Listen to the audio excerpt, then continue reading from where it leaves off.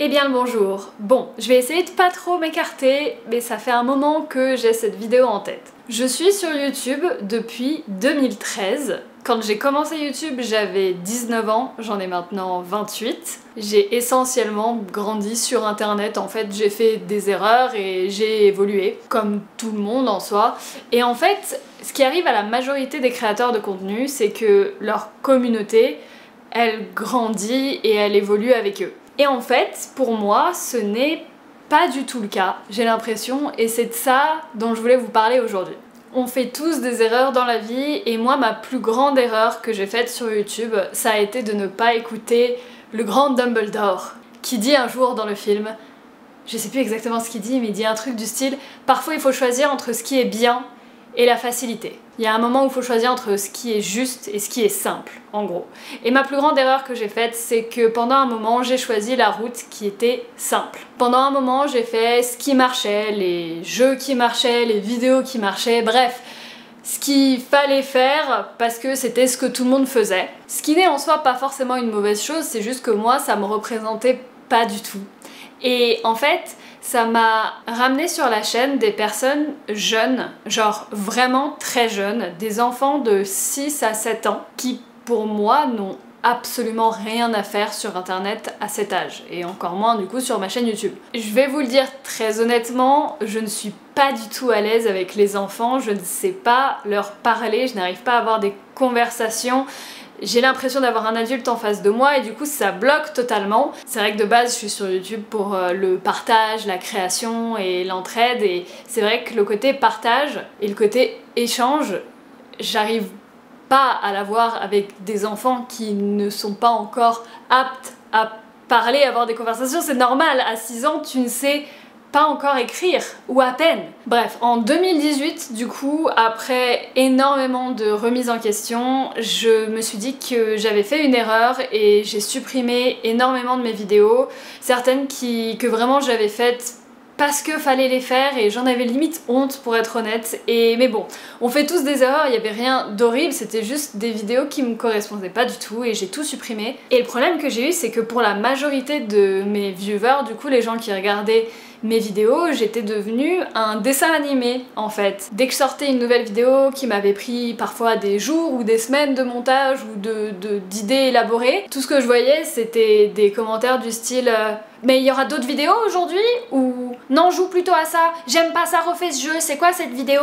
Ou pourquoi est-ce que t'es pas avec un tel? T'es moins drôle quand t'es pas avec un tel, t'es moins drôle toute seule, mais refais plutôt ce jeu. Bref. Ce genre de personne, j'étais devenue Bob l'éponge, en fait, littéralement. Et je me suis retrouvée bloquée parce que je savais pas comment avancer à partir de là, et le pire c'est que c'était totalement de ma faute, c'est moi qui me suis mis là-dedans, et c'est bien fait pour ma gueule, en fait, concrètement. Bref, j'avais pas les épaules, et les circonstances de la vie ont fait que je me suis retrouvée dans la merde, et j'ai choisi d'arrêter. J'ai voulu arrêter YouTube et trouver un autre job parce que je n'arrivais pas à juste aller de l'avant, à juste contrer le négatif des enfants qui ne comprenaient juste pas. Et d'ailleurs à ce moment-là, je me suis rendu compte à quel point tout ça était super malsain parce qu'il y a eu des pétitions de personnes qui essayaient de réunir assez de signatures parce que je n'avais pas le droit de partir, il fallait que je reste sur YouTube, j'avais pas le droit. Et j'ai reçu des mails de parents très énervés parce que leur enfant de 9-10 ans faisait la grève de la faim. La grève de la faim! Parce que j'avais arrêté les vidéos sur YouTube. What the fuck? Bref, à ce moment-là, j'étais hébergée chez ma sœur et j'ai eu pas mal de temps pour réfléchir et j'en suis arrivée à la conclusion que putain c'est débile, c'est vraiment débile d'arrêter mon rêve, la création, de tout arrêter pour des enfants, même pas des gens qui m'aiment pas, même pas des haters d'internet, non, vraiment juste des enfants qui ne pensent pas à mal, juste qui sont pas encore assez grands pour se rendre compte de la conséquence de leurs paroles en fait. Et je me suis dit que de toute façon, l'année dernière, l'année d'avant, j'avais supprimé toutes les vidéos considérées pour les enfants et que donc ça allait bien finir par se tasser. Eh bien, malheureusement, non. Et c'est pour ça que je fais cette vidéo aujourd'hui. Parce que je me suis rendu compte que Internet, et surtout YouTube, c'est intemporel. il y a des vidéos que j'ai postées il y a 5 ans, 6 ans, 7 ans, et il y a des personnes qui les regardent et qui sont persuadées que je les ai postées aujourd'hui. Je ne compte plus les fois où en convention, on est arrivé vers moi et on m'a dit « Mais what? Mais t'as pas les cheveux rouges? Tu t'es teint les cheveux hier soir ?» Parce qu'ils avaient regardé une vidéo de 2017 où j'avais les cheveux rouges. Et je dis « Bah non, c'était il y a 5 ans. » Et ils me disent « Bah non, j'ai vu la vidéo hier !» Bref, Internet c'est intemporel et il se trouve que ma chaîne était plutôt sympathique et populaire, on va dire, j'en sais rien, en 2017. C'est là où j'ai fait beaucoup de vidéos que les gens ont connues, c'est certainement la période à laquelle certains m'ont connu qui regardent cette vidéo maintenant. On me parle tout le temps de cette période. Vraiment tout le temps. Quand je vous dis tout le temps, c'est des dizaines de fois par jour, une dizaine de fois par jour, tous les jours depuis 2017. Ça fait 5 ans qu'on me parle de ce prime time, de cette période, de cette année que j'ai eue, qui est passée. Du coup j'ai grandi, j'ai évolué, les choses ne sont plus pareilles maintenant, et on me parle encore tous les jours de 2017 en disant « Oh, c'était tellement bien avant, c'était tellement mieux, c'était tellement bien, tu te souviens de ça, tu te souviens, ça c'était trop bien, c'était bien, tu te souviens ?» Et c'est vraiment dur et lourd d'avancer quand on vous parle constamment du passé, et uniquement du passé, et pas du présent. Vous voyez ce que je veux dire? Et la plupart de ces commentaires de ces personnes, ce sont des gens super sympas, peut-être pour certains jeunes, peut-être pour certains qui se rendent pas compte de l'impact d'entendre les mêmes choses des dizaines de fois par jour, tous les jours pendant des années, mais j'ai reçu, je pense que ce qui m'a vraiment fait percuter, c'est que j'ai reçu un message Instagram l'autre jour, où vraiment, je me suis rendu compte qu'il y a des personnes qui me suivent encore dans l'attente que je redevienne comme avant et que mes vidéos redeviennent mieux alors que j'ai juste grandi et évolué et qui sont juste fiers de me suivre pendant la période où je suis ennuyante. Alors que je ne suis pas...